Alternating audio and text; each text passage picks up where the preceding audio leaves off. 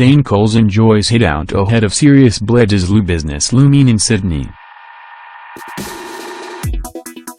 Dane Coles enjoys hitout ahead of serious Bledisloe business looming in Sydney. All Blacks hooker Dane Coles gets amongst it in the game of three halves in Pukekohe on Friday night.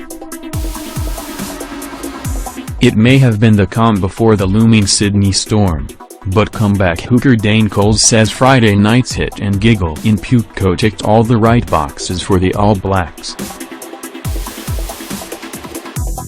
Steve Hansen's orange jersey men predictably waltzed through their now traditional pre-Rugby championship sighter in the form of the game of three halves at Growers Stadium, with 40 minutes each against Taranaki and Counties Manukau.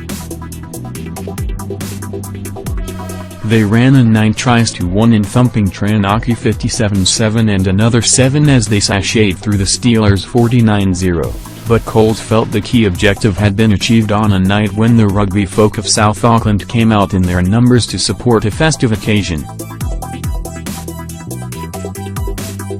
It was good to have a bit of a run around after a couple of weeks off, and just to get a bit of continuity and combinations amongst the boys, Coles said after a night where key All Blacks playmaker Beauden Barrett was spared active duty.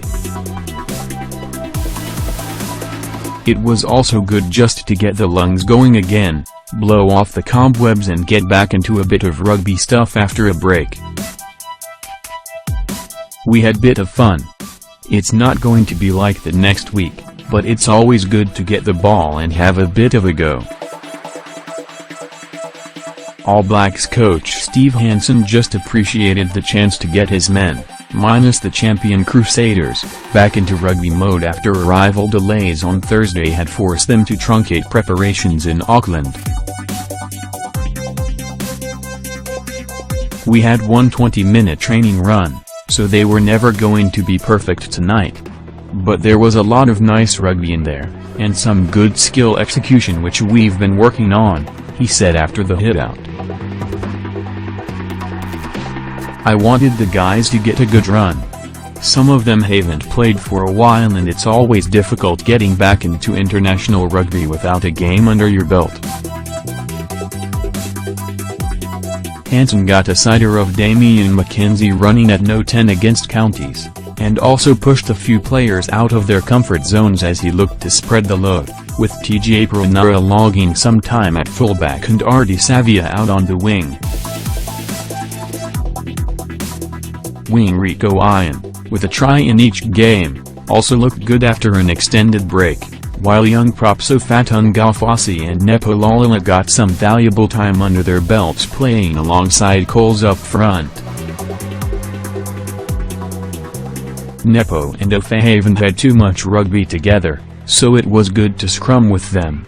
We caused a bit of havoc at scrum time, and it was just good to get those combinations going, added Coles.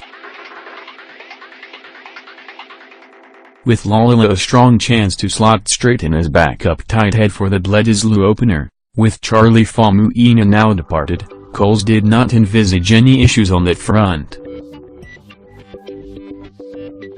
Has a great scrummager, and it's just getting used to how he scrums. Has a world-class player and whatever happens next week I'm sure he'll be ready to go if he gets a chance.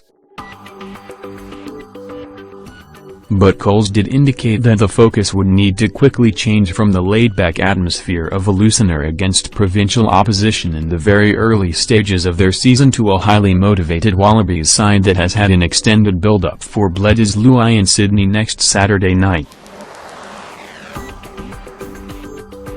It's not going to be that easy next week, that's for sure, said the hooker, who only returned to action for the Hurricane Super Rugby playoff run after a long break while he dealt with head troubles. We threw the ball around and got some good tries, but I'm sure there will be plenty more hard work that has to go into next week to get a performance we can be proud of. It's going to be a big week for sure and we've got to really step it up. The All Blacks will fly out for Sydney on Sunday afternoon.